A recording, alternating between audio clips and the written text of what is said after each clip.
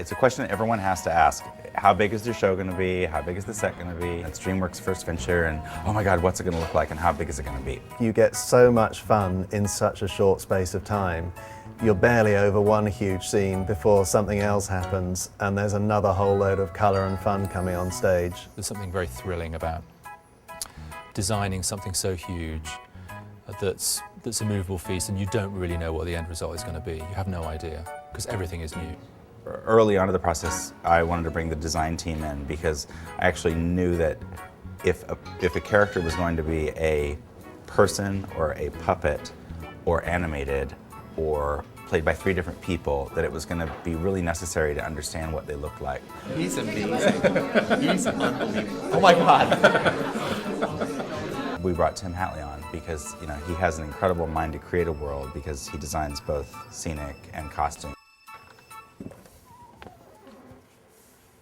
Well, it's always quite a challenge, I think, taking something that already exists, that everybody knows so well, and in the case of Shrek, loves. And it's so visual and so known.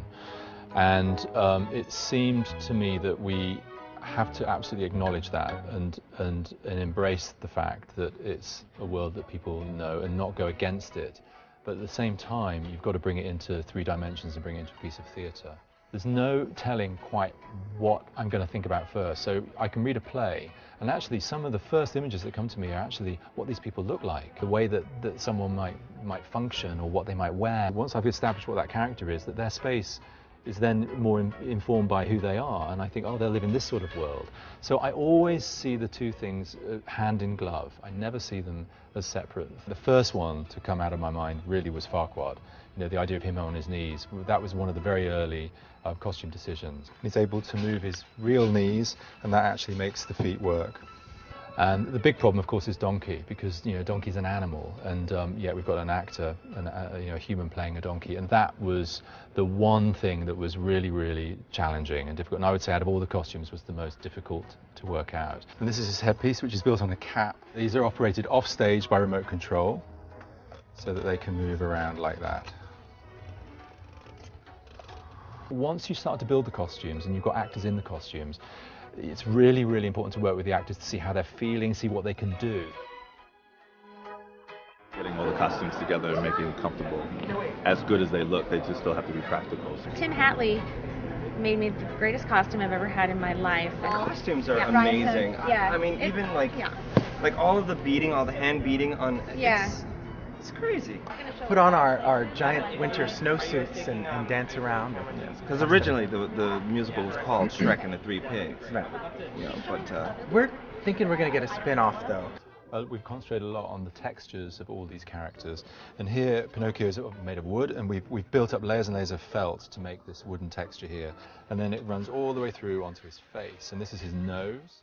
And there's a wire that runs right the way across over the top of his head. And his nose fits on top of his nose like that, and he moves with a little switch on his glove. He's able to move it so that it can grow, and he's completely in control of the speed of that and the amount that it grows. So that's Pinocchio's nose growing. It's the most, believe it or not, most asked question on the show is how does Pinocchio's nose grow? And now you know. A lot of the costumes have got this, a lot of the painting on the costumes, and the idea is that they feel slightly like illustrations. So there's a slight sense of it's being done by hand. This is Fiona's dress, and this is a fabric that actually I've designed, and for theatre I think one needs to have plenty of detail and texture to make the costumes work. Most of the light on the costumes is just white light because the costumes are so colourful themselves.